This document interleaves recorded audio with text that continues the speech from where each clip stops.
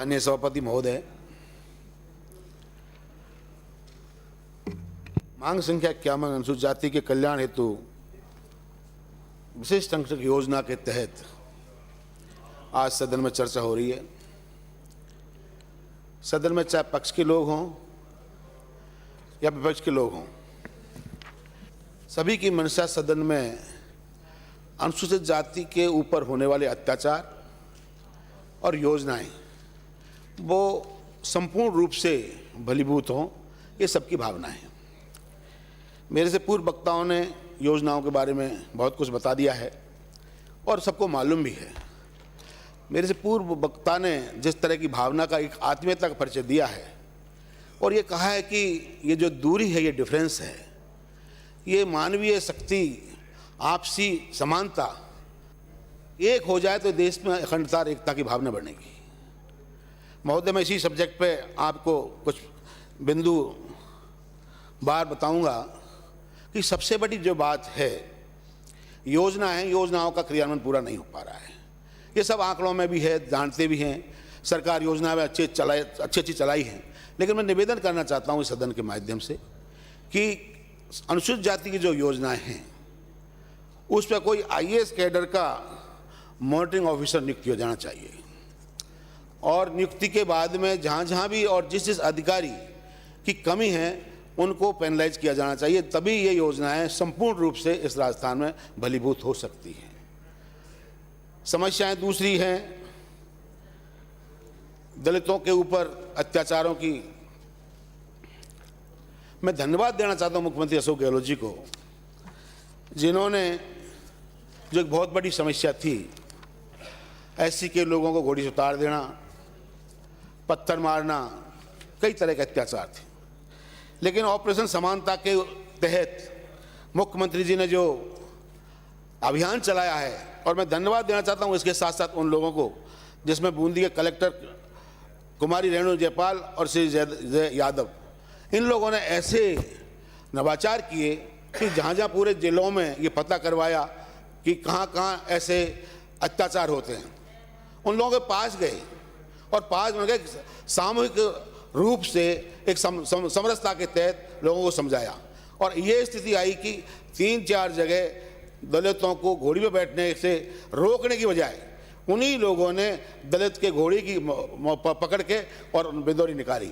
मैं धन्यवाद देना चाहता हूं। अभी एक बहुत बड़ा इस मामले में सम्मेलन हुआ राजपूतों का, वहाँ भी इस बात का जिक्र हुआ और वहाँ उन्होंने अपने ऊपर ये डालते हुए कि ये कलंक है हमारे लिए, इस तरह के क्या नाम जो होते हैं हालात और जहाँ इस तरह की हरकतें होती हैं वो नहीं होनी चाहिए। तो मैं उनको भी साधुवाद देता हूँ क्योंकि ये चलन पड़ चला है, सबकी इच्छा है, सब जानते हैं और ये ऑपरेशन समानता एक बहुत बड़ा सब्जेक्ट है जिसके तहत हमको काम करने की आवश्यकता है। मैं धन्यवाद देना चाहता हूँ मुख्यमंत्री जी को, अशोक गहलोत जी को पुनः, जिन्होंने केकड़ी अजमेर में अजय हरिजन की कोई ऐसी मैटर था जिसमें माननीय मुख्यमंत्री अशोक गहलोत जी ने 1 मिनट 57 सेकंड तक ठाकुर गोपाल सिंह राजावत को बधाई देते हुए सामाजिक समरसता पहल की सराहना की। राजावत परिवार के ठाकुर गोपाल सिंह राजावत व भंवर चेतन सिंह ने बारातियों का धूमधाम से स्वागत किया और अपने खर्चे पर अल्पाहार करवा कर दूल्हे को पान खिलाया।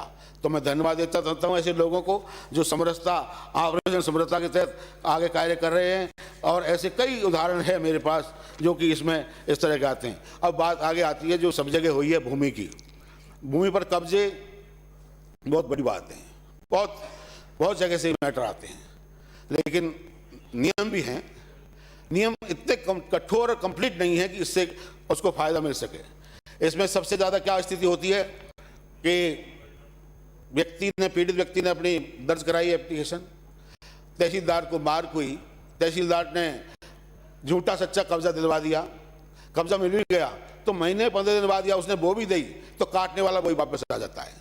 तो इस मामले में मेरी एक निवेदन है, सख्त कानून की आवश्यकता है कि इसमें जब उस व्यक्ति का एक बारी उसने बताया और बताने के बाद में तहसीलदार या किसी भी माध्यम से ये हो गया और पुनः ऐसी स्थिति होती है तो बिना उसके चालान पेश करना चाहिए एट्रोसिटी एक्ट में, क्योंकि ऑलरेडी ये तो तय हो गया है कि उस व्यक्ति ने इसके साथ बदमाशी की है। तो इस नियम में अगर जरूरत पड़े तो चाहे विधानसभा में भी पेश करना पड़े, लेकिन जमीनों के झगड़े ऐसे शांत नहीं होंगे। जमीनों को, गरीबों को जमीन ऐसे नहीं मिलेगी। गरीबों को जमीन जब मिलेगी कि दोबारा अगर कोई व्यक्ति उसको वो करता है तो बिना जांच के सीधा एट्रोसिटी एक्ट में उसका चालान किया जाए, तभी ये कानून ठीक हो सकता है। महोदय, इसके बाद में और कई बातें हैं जिसमें एक दलित अत्याचार की बात आती है। तो मैंने भी इस मामले में, क्योंकि मुझे आयोग का मुख्यमंत्री जी ने बनाया है, तो जो आज समस्याएं आ रही हैं उन समस्याओं को अवगत कराते हुए अध्यक्ष के नाते मैंने निवेदन किया था। जब मुख्यमंत्री खुद पदभार ग्रहण कराने आए थे तो उस दिन मैंने कहा था कि एक दलित अत्याचार निवारण कोर्ट का गठन होना चाहिए और उसको पोस्को एक्ट के तहत क्या नाम है संबद्ध करना चाहिए, क्योंकि जो दलित अत्याचार होता है वो और जो एक नाबालिग व्यक्ति के साथ रेप या बलात्कार होता है, उन दोनों को अगर गहराई से देखा जाए तो दोनों सेम है। अगर अपन को समाज को ऊंचा उठाना है और समाज को बराबरी में लाना है, समाज को समानता के रूप में रखना है, तो ये कानून को बदलाव करना होगा। और ये निश्चित रूप से, क्योंकि आज स्थिति आती है कि कोई भी अत्याचार हुआ, अत्याचार होने के बाद में उस दलित की हिम्मत नहीं कि वो थाने तक चल जाए। अगर वायदे में वो चला भी गया और थाने में वो भी गया तो दूसरे दिन से ही ये निश्चित रूप से ये तय हो जाता है कि उस पर दबाव बन जाता है कि केस वापस विड्रॉ करो। और फिर स्थिति आती है, अभी हमारे डीजीपी लाठर साहब ने कहा कि कुछ बहुत से केस झूठे होते हैं, ऐसों के खिलाफ सजा होनी चाहिए। मैं निश्चित रूप से इस बात का समर्थक हूं, लेकिन कोई भी एक साल ऐसी निकाल लीजिए और उसको जांच, जो एट्रोसिटी के एक्ट हैं जो हुए हैं उनमें आप सीबीआई जांच करा दीजिए। पता चल जाएगा कि झूठे कौन है कौन नहीं है, किस तरह से दबाव बनता है, किस तरह से तय होकर ये लोगों को बनाया जाता है। तो इसलिए मैं निवेदन करना चाहूँगा कि अगर एट्रोसिटी एक्ट में आपको संशोधन करना है तो ये दो एक्ट बहुत जरूरी हैं। मैं महोदय निवेदन करना चाहूँगा, ये संविदा कर्मियों के जो मामले हैं मेरे पूर्व वक्ताओं ने बताए, तो आरक्षण का जो मुद्दा है ये नोटिफाइड है, गवर्नमेंट की तरफ से भी है, क्योंकि नौकरियां तो अब चली गई, खत्म हो गई। जो बड़े बड़े डिपार्टमेंट थे उनको सबको तोड़ के घर बैठा दिया। अत्याचार इतने चल रहे हैं जिसकी कोई सीमा नहीं है, आम आदमी भी जानता है, लेकिन कहाँ तक कहेंगे, किसको कहेंगे। हम तो यही निवेदन करते हैं कि ये हाउस है, सदन है राजस्थान की, उसमें विधानसभा में बोल रहे हैं, तो यहाँ जितने भी संविदा कर्मी हैं जिनको लिया जाता है उसमें अनुसूचित जाति जनजाति का सबका रोस्टर जो भी है रिजर्वेशन का पालन होना चाहिए। महोदय, मैं ये भी निवेदन करना चाहूँगा कि ये विधानसभा में अगर बाबा साहब की मूर्ति लगे तो मेरे ख्याल से सबको खुशी होगी। ये मांग पहले भी आई थी, अभी मेरे वक्ताओं में आई है। मैं भी इस बात को रिपोर्ट करते हुए कि बाबा साहब की मूर्ति लगाएं, क्योंकि अब आने वाला जो वक्त है आप भी जानते हैं, निश्चित रूप से इसको हमको ये देखना होगा कि उद्धार और उत्थान के लिए जो जो चीज़ों की हमको आवश्यकता है वो करनी होगी।